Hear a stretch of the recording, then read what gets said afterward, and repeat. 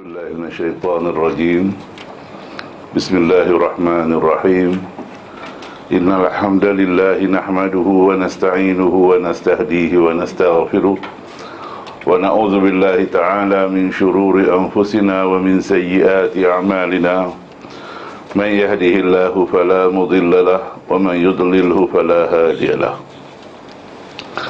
أشهد أن لا إله إلا الله وحده لا شريك له وأشهد أن نبينا محمدا عبده ورسوله. اللهم انفعنا بما علمتنا وعلمنا ما ينفعنا وزدنا علما. سبحانك لا علم لنا إلا ما علمتنا إنك أنت العليم الحكيم. اللهم آمين.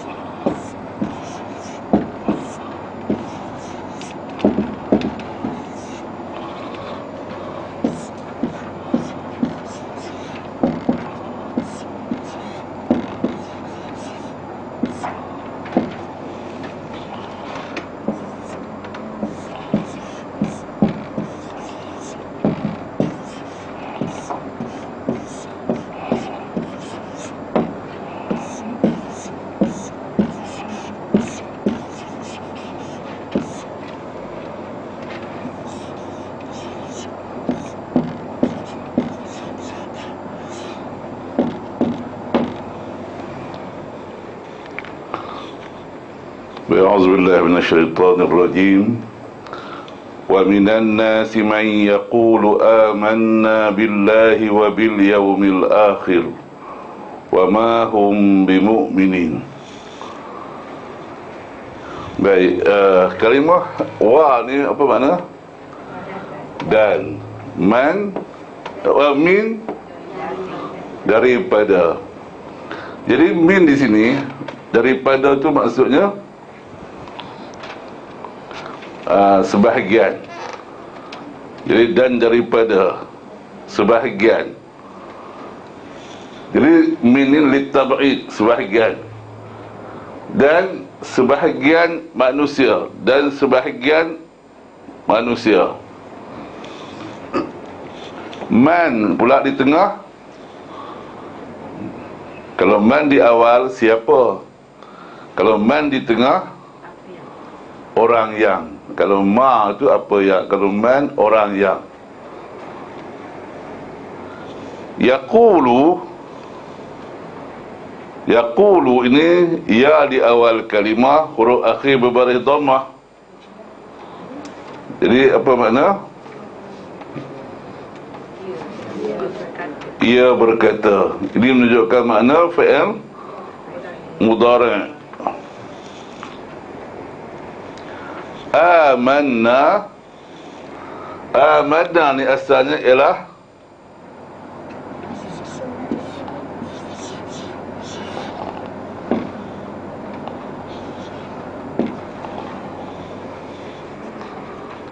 jadi amanna.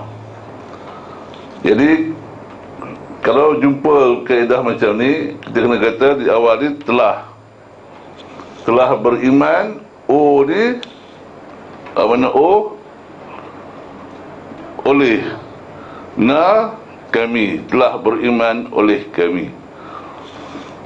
Macam kita telah belajar razaqna.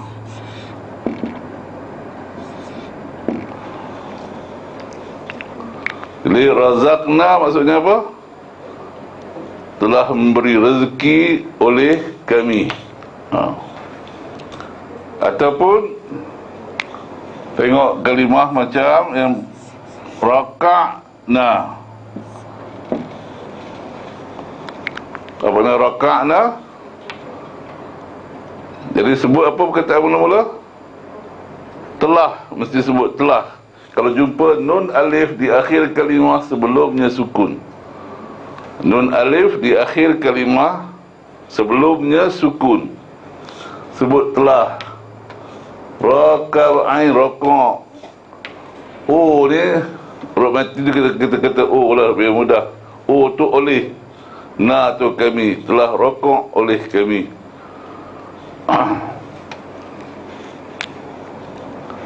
Faham ke?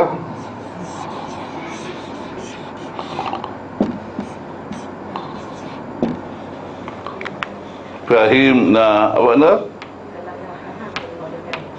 Telah faham oleh kami. Dah faham dah maknanya kan? Billahi. Bi ni maknanya dia ini dipanggil fi'il lazim.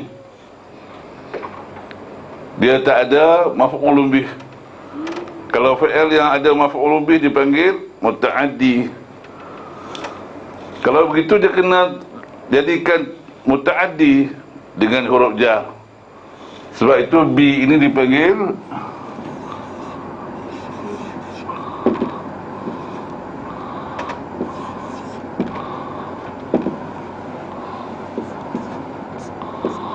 lita'diyah. Lita'diyah tu maksudnya kita kena terjemahkan kepada. Telah beriman oleh kami billahi, kepada Allah.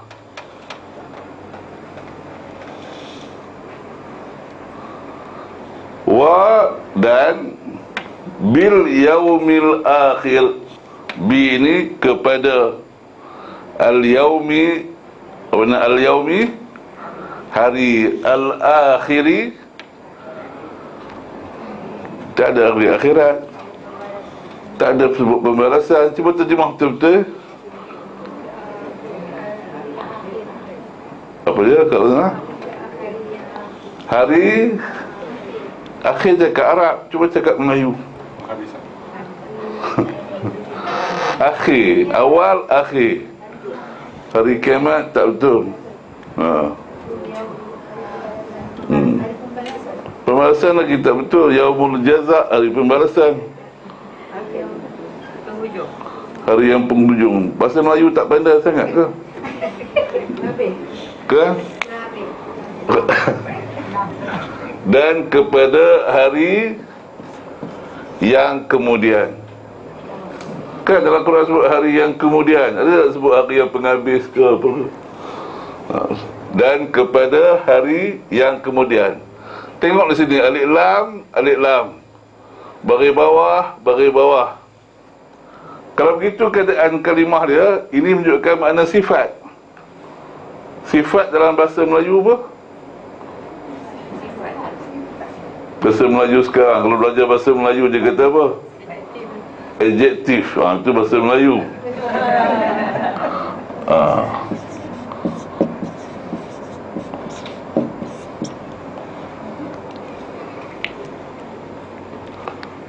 Jadi bila sifat ini kita kena kata yang di sini. Tanda dia kalau makrifah, seletahnya makrifah. Kalau sekiranya sini kasrah, sini juga kasrah. Wa, dan semua antara dan. Tapi wa di sini dia ada dhamir. Ni dipanggil dhamir, ganti nama. Jadi wa di sini, ini ma ni ma nafiah. Ma yang menafi, dan maknanya tidak. Sebab ma ni berjumpa dengan bi. Kalau ma berjumpa dengan bi, tidaklah, kita kata. Ma berjumpa dengan bi, kita kata tidaklah. Jadi wa di sini maknanya walhal, ataupun padahal. Walhal.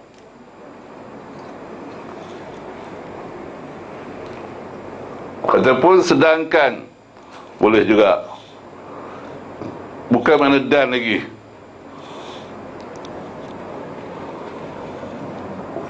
Ataupun padahal. Padahal tidaklah mereka orang-orang yang beriman. Orang-orang yang ni kita tengok kepada ya nun berbaris fathah di akhir kalimah. Itu maknanya sekalian para ataupun orang-orang yang.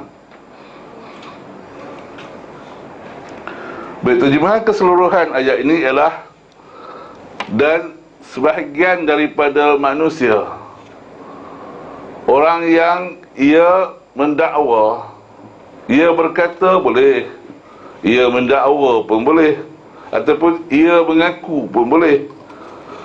Jadi kita kata dan sebahagian daripada manusia, orang yang ia mengaku telah beriman oleh kami kepada Allah dan kepada hari yang kemudian, padahal tidaklah mereka orang-orang yang beriman. Jadi ada orang yang mengaku beriman kepada Allah dan hari akhirat, padahal mereka bukan orang-orang yang beriman.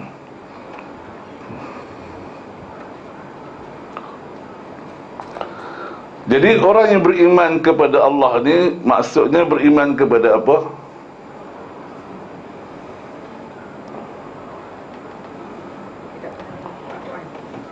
Apa dia? Tak tahu nak cerita siapa yang beriman kepada Allah. Jadi orang yang beriman kepada Allah ni mestilah orang yang beriman kepada perintah Allah, percaya dengan penuh yakin dengan segala perintah Allah. Jadi di mana kita dapati perintah Allah itu? Dalam Al-Quran.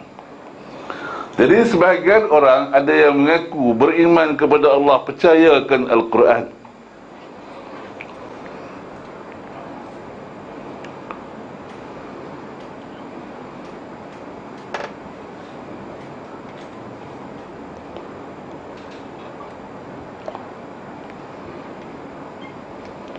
Sifat orang yang beriman itu Allah sebutkan dalam surah 49 ayat 15.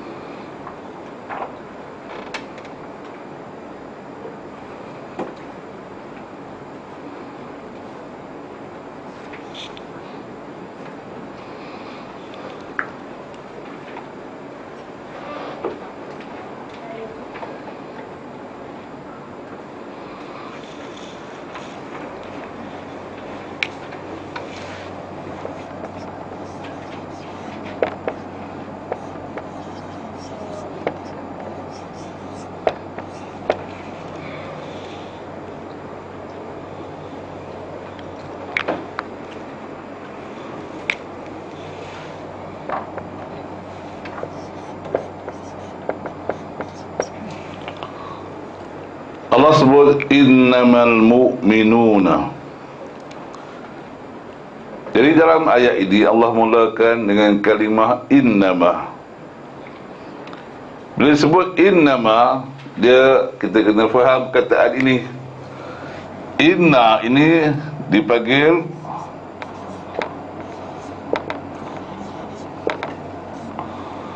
harfu taukid, kata penegas, sesungguhnya. Ma ni pula ini dipanggil kafah makfufah.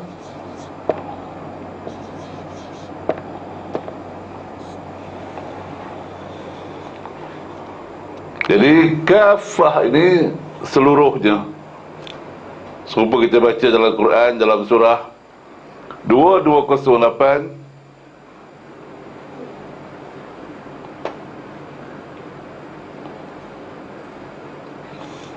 Surah 2208 kafah.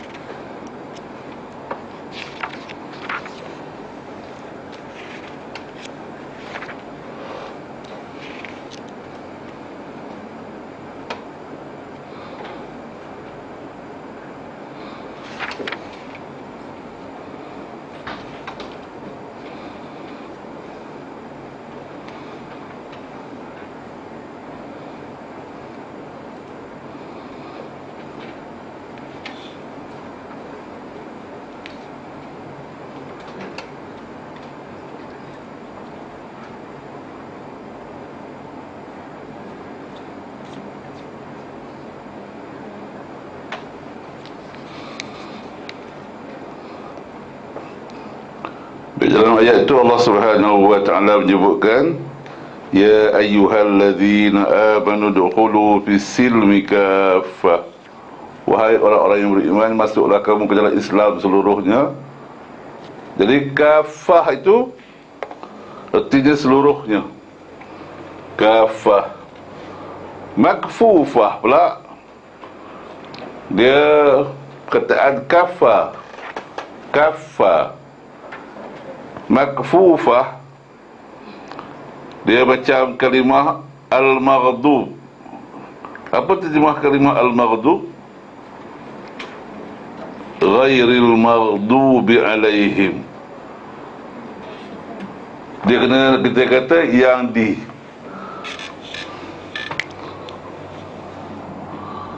Jadi makfufah, yang di. Kafa, tahan, yang ditahan ataupun yang dihalang.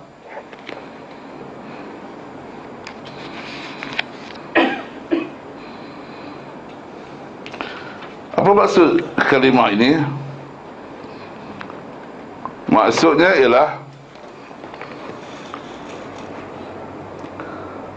sesungguhnya orang-orang yang beriman itu, mana semua orang-orang yang beriman itu, ma ini, kalau dikatakan sesungguhnya orang-orang yang beriman itu, makfufah, dihalang yang lain daripada itu. Jadi kita terjemahkan, makna dia macam ni: innamal mu'minuna, sesungguhnya orang-orang yang beriman itu tidak lain. Itu maksudnya. Itu yang maksud kafah makfufah. Sesungguhnya orang-orang yang beriman itu tidak lain adalah orang-orang yang amanu billahi wa rasulih, beriman dengan, percaya dengan penuh yakin kepada Allah dan Rasulnya. Summa lam yartabu, kemudian mereka tidak ragu-ragu.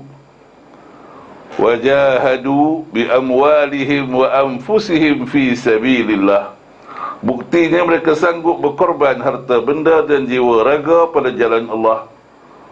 Ulaika humus sadiqun, mereka itu adalah orang-orang yang benar dakwaan iman mereka.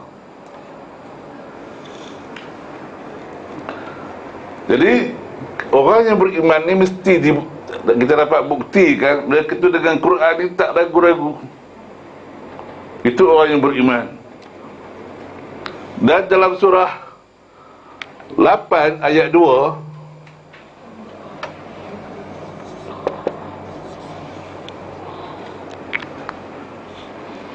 surah 8 ayat 2,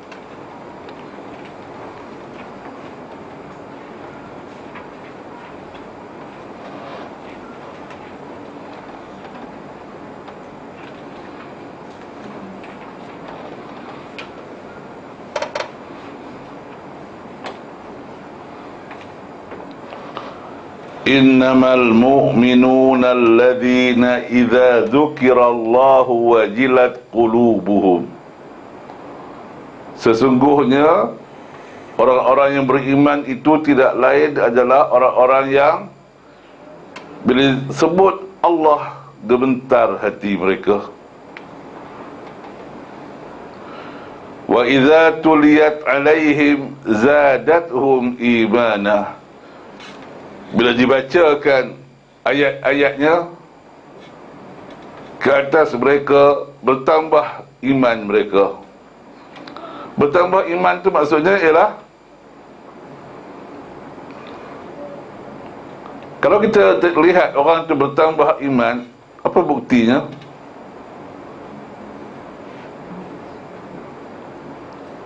Bukti orang itu bertambah iman, jadi bertambah amalan mereka. Sebab itu iman juga artinya bukan saja keyakinan, tapi juga amalan. Buktinya macam kita baca surah 2 ayat 143. Surah 2 ayat 143.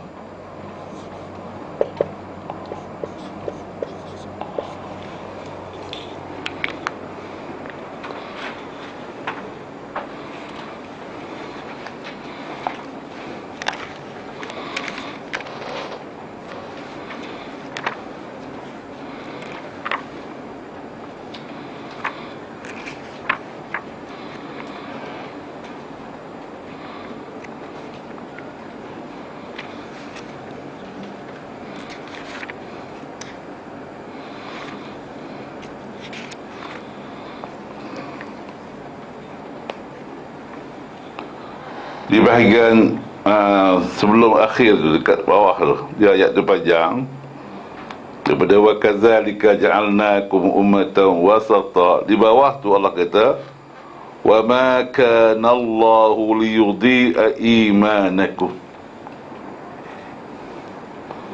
dan tidak adalah Allah itu hendak mensia-siakan amalan kamu, iaitu imanakum, di solat kamu. Iman itu makna solat. Dalam terjemahan dia kata apa? Dia iman juga. Ini cerita dia ketika ditukar kiblat daripada Baitul Maqdis ke Masjidil Haram. Jadi orang bertanya kepada Nabi, para sahabat bertanya, macam mana pula dengan solat kita yang lepas?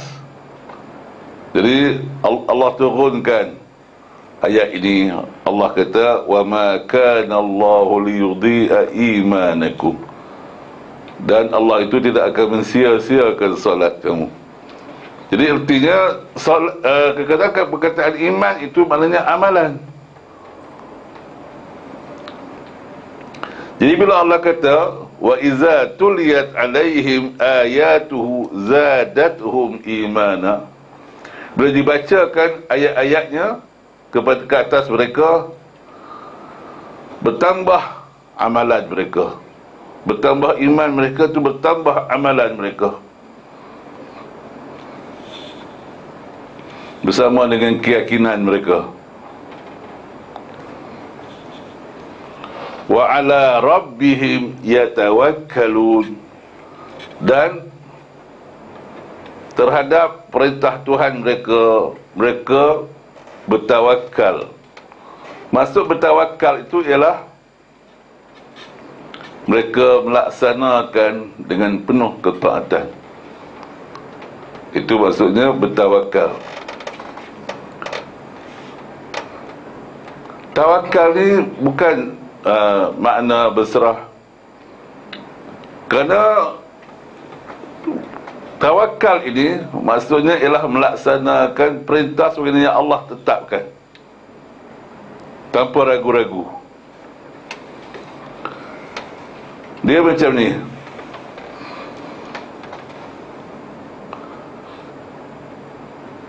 Allah Subhanahu wa ta'ala dalam surah Al-Qalam ayat 68, surah 68 ayat 1. Surah 68 ayat 1.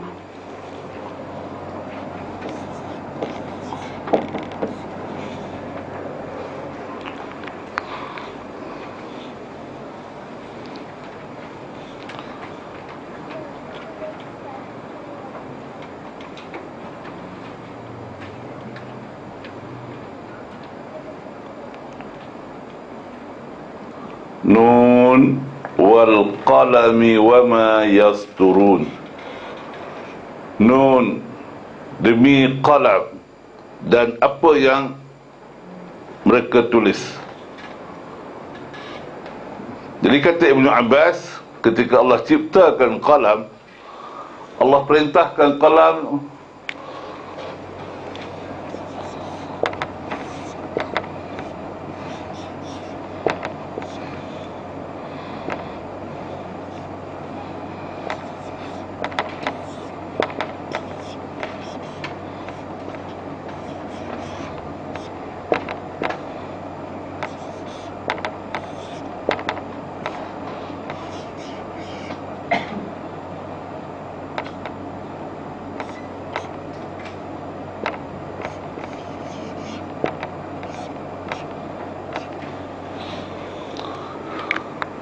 Jadi bila Allah ciptakan qalam, Allah kata uktub, Allah titahkan uktub, tulislah. Jadi qalam bertanya, wa ma aktub, apa yang aku nak tulis? Jadi Allah jawab, uktubil qadar, tulislah tentang takdir. Jadi apa yang dimaksudkan dengan takdir?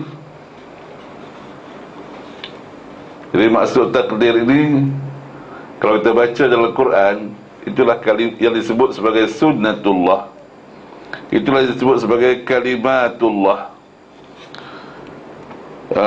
Contohnya dalam surah 48, surah 48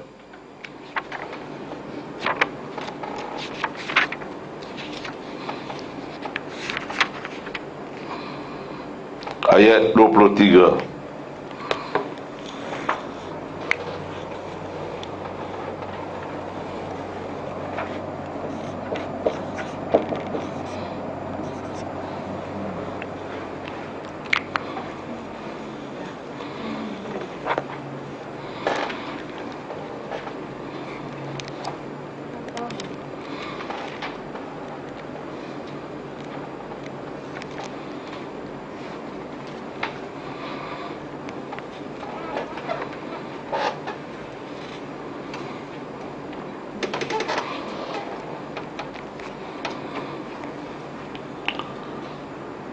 Sunnatullahi allati qad khalat min qabl. Jadi sunnatullah yang telah ditetapkan sebelum ini lagi. Walan tajida li sunnatillahi tabdila. Dan engkau takkan dapati ada perubahan pada sunnah Allah itu. Dan engkau takkan dapati sama sekali ada perubahan pada sunnatullah. Ini dah tetap dah. Kalau siapa tolong Allah, Allah akan tolong dia. Siapa yang engkarkan perintah Allah, Allah akan seksa dia. Itu ketetapan sunnatullah yang telah tetap. Ada juga Allah gunakan perkataan sunnatullah ini dengan kalimatullah. Contohnya dalam surah 6 ayat 34.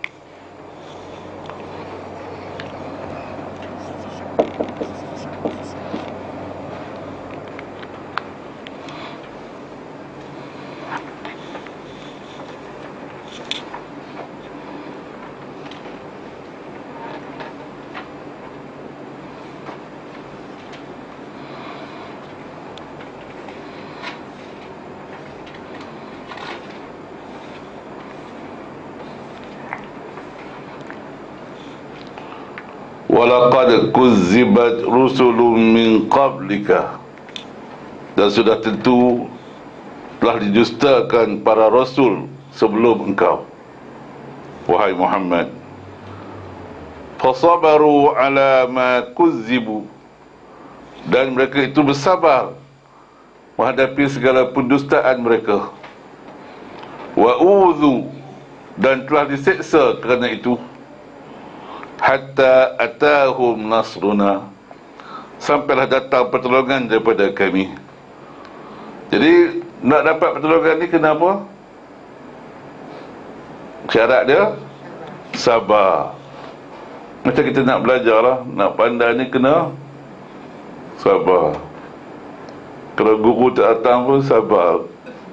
Jangan berhenti tu. Sabar. Jadi nak dapat pertolongan kena sabar. Ini ketetapan Allah Subhanahu wa ta'ala. Sebab ada sikit ujian, jangan terus lari.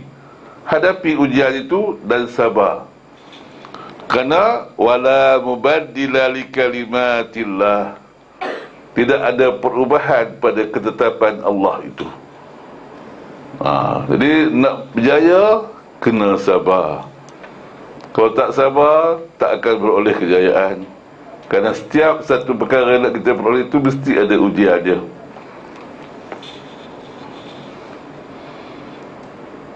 Itulah yang dipanggil sebagai qadar. Dan inilah yang ditulis oleh qalam. Jadi yang ditulis oleh qalam itu dihimpun dalam apa?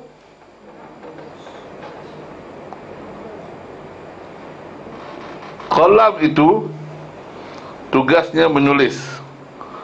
Dia menghimpunkan segala catatan. Jadi himpunan catatan itu dipanggil himpunan catatan, dipanggil apa? Kitab. Jadi sebab itu Allah kata dalam surah macam 14 ayat 1.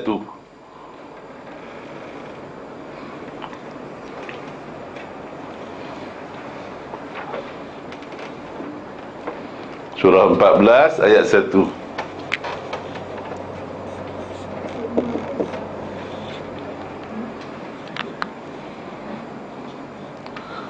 Allah kata kitabun.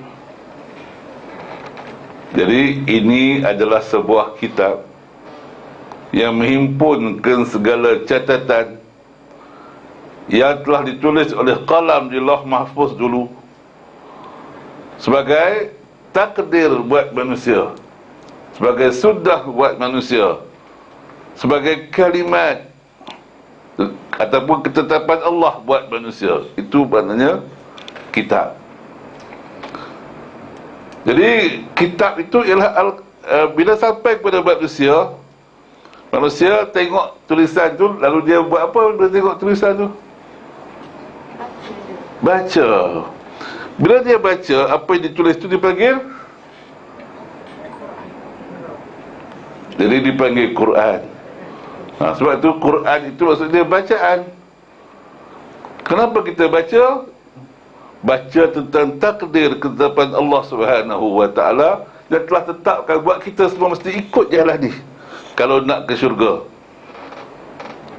Inilah gunanya Quran. Sebab itu bila Allah kata Quran ini, Allah ajar pula cara nak baca Quran. Macam mana cara kita nak baca Quran?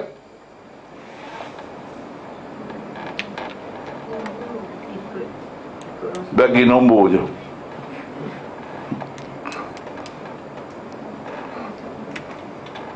Tak ingat nombor. Surah 38 ayat 29. Surah 38 ayat 29. Cara nak baca Quran.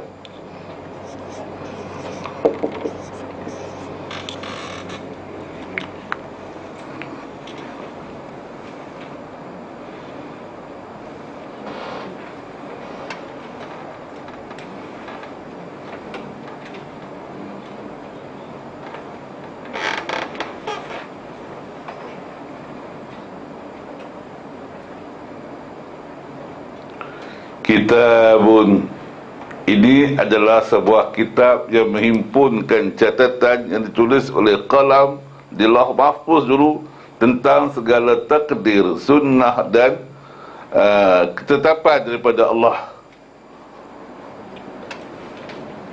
Jadi kami turunkannya kepada engkau. Anzalnahu ilaika. Kami turun kepada engkau wahai Muhammad, mubarakun, penuh barakah. Jadi barakah ni ilmunya banyak di dalam itu. Barakahnya pula faedahnya berpanjangan sampailah ke hari kiamat. Mubarakun, banyak manfaatnya untuk semua manusia yang memperhatikannya. Kerana itu kitab ini tak boleh dibaca begitu saja, tapi mestilah liyadabbaru ayati, ditadabburkan ayat-ayatnya.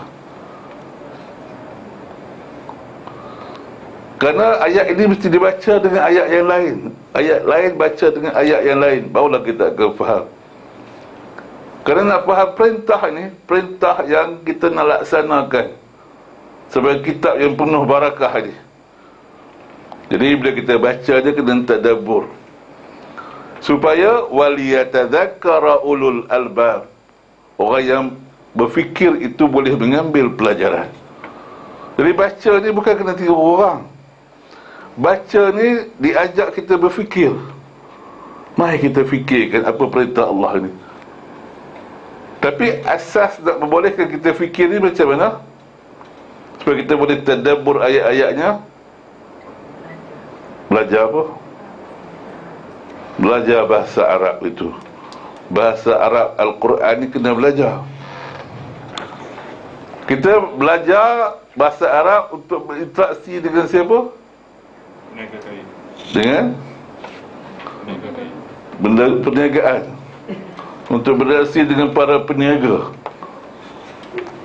Jadi kita sepatutnya belajar bahasa Arab ni untuk berinteraksi dengan pencipta sekalian alam ini. Hari-hari kita semua bercakap Arab kan? Betul tak hari-hari cakap Arab di rumah? Solat cakap Arab dah tu. Untuk berinteraksi dengan siapa? Allah, Tuhan kita, pemilik kita, pencipta kita, pencipta sekalian alam ini. Hari-hari kita berinteraksi dengan dia. Faham tak apa yang kita interaksi tu? Kalau faham, Alhamdulillah.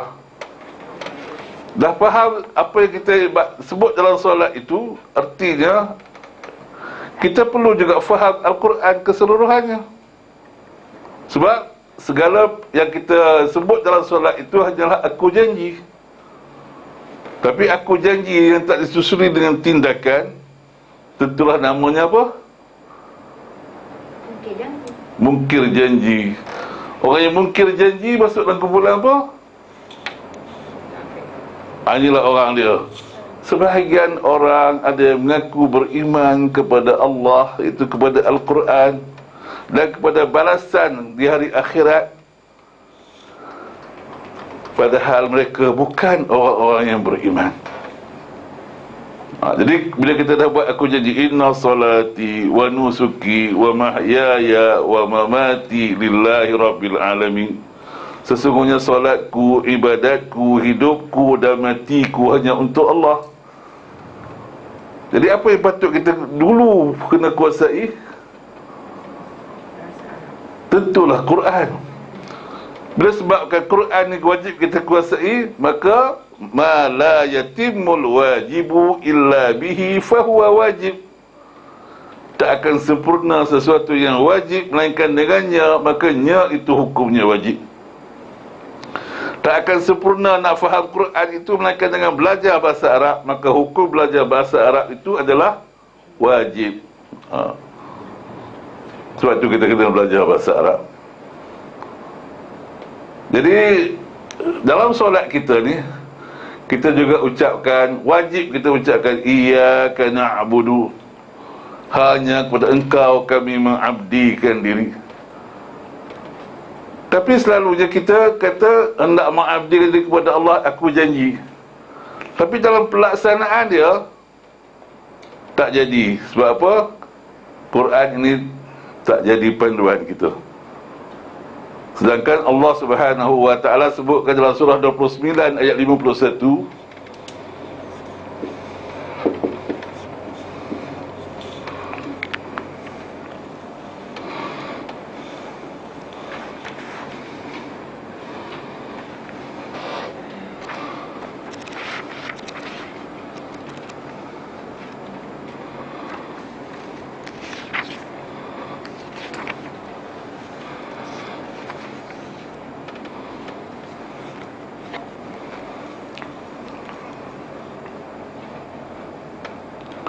awalam yakfihim. Baik, bila sebut awalam yakfihim, apa yang kita faham dengan ayat ini?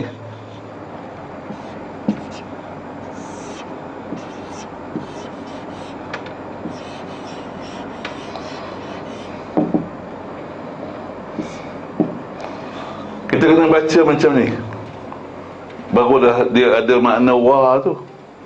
Tidak disebut apakah dan, mana nak jadi kan? Jadi Allah tu maha bijaksana. Dia bagi kita suruh takdirkan masing-masing. Apa yang kita, apakah kau masih lagi terpesona dengan segala rujukan daripada tulisan manusia? Dan tidak cukupkah buat mereka, Allah kata, dan tidak cukupkah buat mereka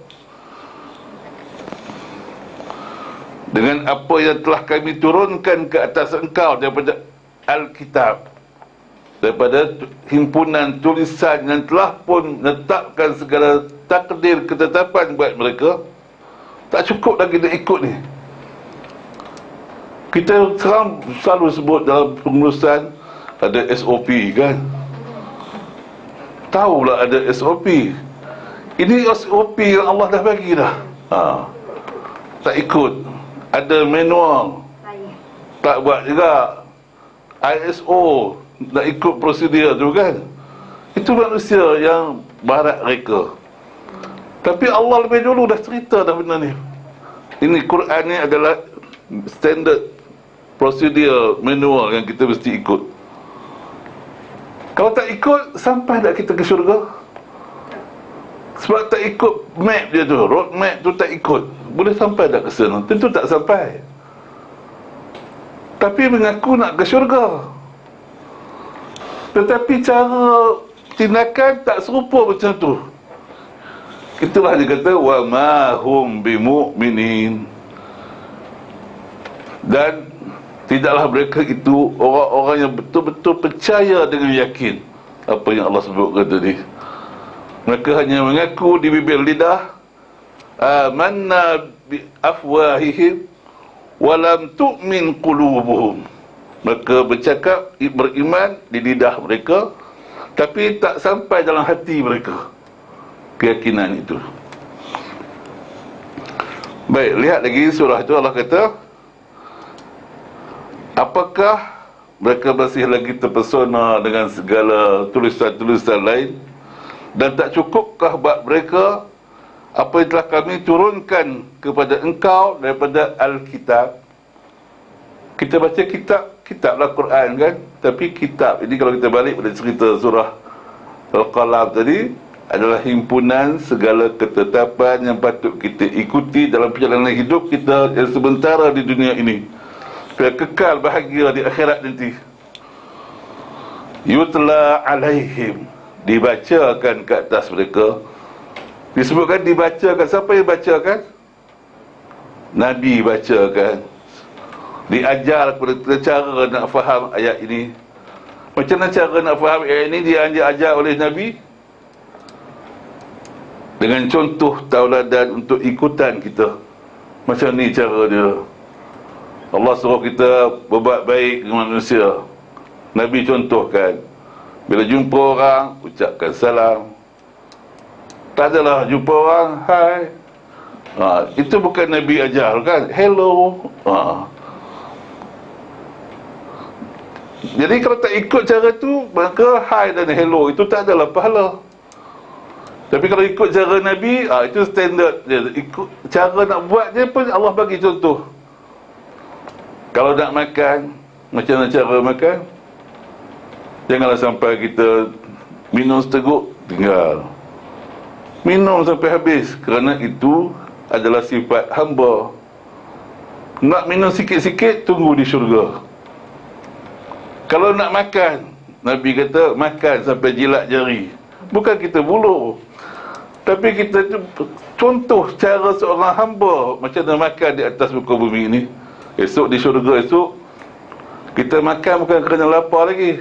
Di syurga esok kita makan kerana nak berlazat-lazat. Minum sikit, ambil lain pula. Rasa ayam sikit, tak naklah, nak daging lain pula. Macam itulah buah anggur, nanti habis baru rasa sebiji, tak nak pula, nak korma pula. Macam itulah keadaan di syurga. Sebab itu tak boleh kita ni buat di dunia ni macam ahli syurga. Diharamkan pula bagi orang yang buat macam tu masuk syurga nanti.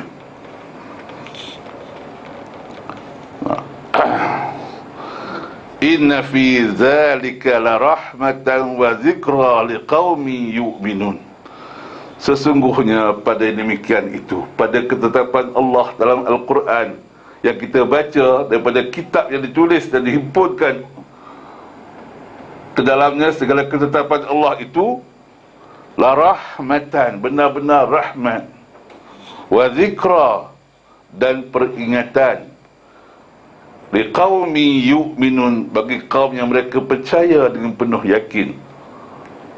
Jadi sebab itu, sesiapa yang meninggalkan Al-Quran, baca tak faham, ketetapan Al-Quran tak ambil peduli, rujuk buku yang lain dalam kehidupan dia, maka mereka ini adalah orang yang mengaku beriman kepada Allah dan hari akhirat. Dan mereka itu bukanlah orang-orang yang beriman yang Allah iktiraf sebagai mukmin yang sebenarnya. Jadi insya-Allah setakat ini dulu untuk petang ini. Jadi mudah-mudahan apa yang kita lihat daripada ayat ini menyedarkan kita, apakah, dan mengajak kita bermuhasabah. Apakah kita ini benar-benar orang yang beriman? Kalaulah Quran ini kita nak pelajari adalah kitab yang mudah, kalaulah kita nak cari dunia dulu, ketika umur masih lagi mentah pun, kita sanggup terbang ke beribu-ribu batu kan, untuk dapatkan pengetahuan tentang dunia. Tapi untuk dapatkan pengetahuan tentang akhirat, sangguplah kita kalau kita cutilah 6 bulan. Bukannya tiap-tiap hari, bukannya sepanjang hari nak belajar. Cuti 2 bulan, belajar 3 jam je sehari, supaya dapat Quran dalam tempoh yang kita harapkan. Pendek je. Sanggup tak begitu? Sanggup. Dah pencen sanggup lah. Yang belum pencen Akan pencen. Jadi kena sanggup macam tu. Sebab ini masa dah tak ada. Umur kita pendek. Bagilah sikit untuk Allah. Belajar Quran. Sebab apa kita belajar Quran? Beramal tu maksudnya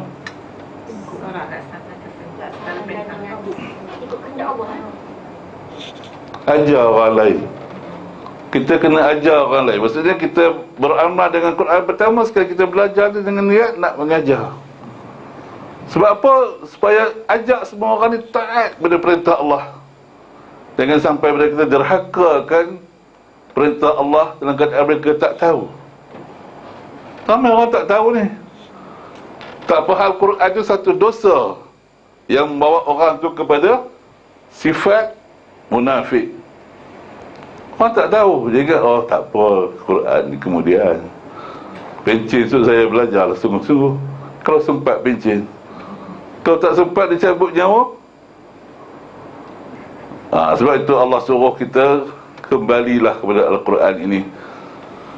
Dalam surah akhir sekali ini, dalam surah 39 ayat 55. Surah 39 ayat 55.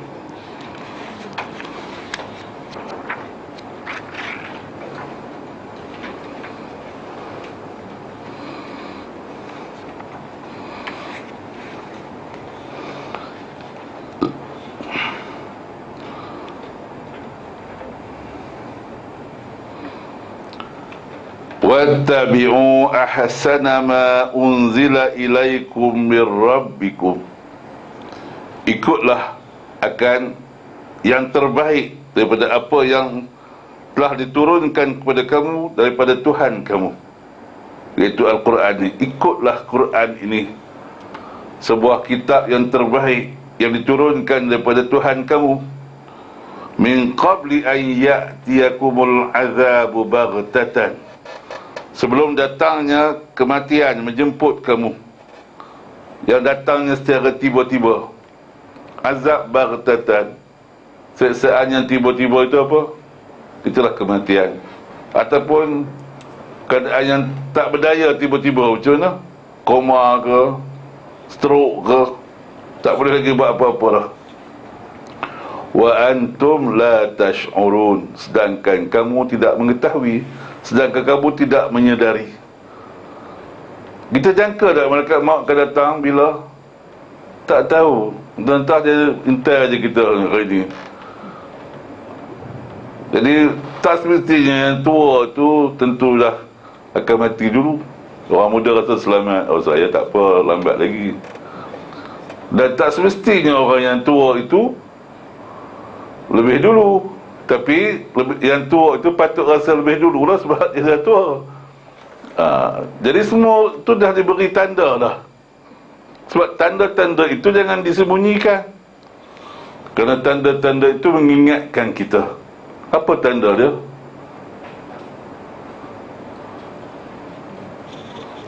Rambut dah beruban misalnya, itu tanda. Macam saya ni, janggut baru beruban. Jadi maknanya dah umur tu dah bukanlah muda lagi. Jadi bila dah sampai tanda itu, kita patutnya kena gandakan lagi usaha kita, kerana ini adalah pecutan terakhir. Jangan dah keluar tanda kita berilek lagi, nak melancong sana, melancong sini. Tumpukan pada usaha mencari pahala yang banyak. Belajar, mengajar, infak. Inilah kerja yang patut kita buat. Kalau naik tangga dia rasa lengah tu, maknanya itu pun tanda juga kan. Kalau naik tangga berlari, itu tak apa lagi. Itu pun takut juga, takut jatuh tangga mati pun bahaya juga. Tapi kalau dah naik tangga tu lengah, itu berhati-hati. Gandakan amal kita, kerana kita berada dalam situasi yang telah datang tanda-tanda kepada kita. Sebab itu tanda-tanda ini, tentang tanda kiamat ini, naklah kita selalu perhatikan. Bukankah ini tanda kiamat? Lengah lutut tu. Apa makna kiamat? Kiamat ada berapa jenis? Dua jenis. Apa? Kiamat kubra dan kiamat sughra. Dan mati itu adalah kiamat sughra, kiamat kecil. Jadi mudah-mudahan kita boleh ambil pelajaran dan kembalilah kepada Al-Quran ini, dan ambillah dengan bersungguh-sungguh, kerana kematian itu boleh datang tiba-tiba dalam keadaan kita tak sedar, dan nanti kita akan rugi di akhirat nanti. Baik, insyaAllah aqulu qawli hadha wa astaghfirullahu li wa lakum. Allahumma ja'al hadha jama'na jam'an marhuma wa tafarruqna min ba'dihi tafarruqan ma'suma. Allahumma inna na'udhu bika minal arba' wa min ilmin la yanfa' wa min qalbin la yakhsha' wa min nafsin la tashba' wa min du'ain la yusma'. Allahumma inna nas'aluka hubbak wa hubba man yuhibbuk wa hubba 'amalin yuqarribuna hubbak. Allahumma a'inna ala zikrika wa syukrika wa husni ibadatik. Wa sallallahu ala nabiyyina Muhammadin wa ala alihi wa sahbihi ajma'in. Walhamdulillahi rabbil alamin.